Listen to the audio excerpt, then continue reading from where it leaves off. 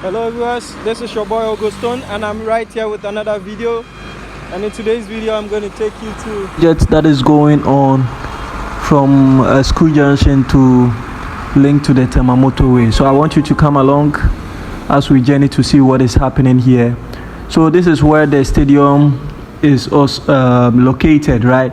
This road leads to where the stadium is located.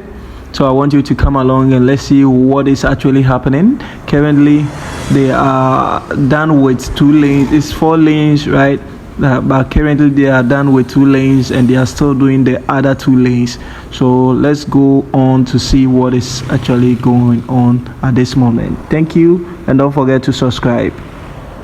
I had a little challenge, that is why I was not able to give you guys a video consistently, but I'm hoping that everything will work out well so that I will be able to bring you guys videos each day. Each day, right? So look forward to see more. Thank you.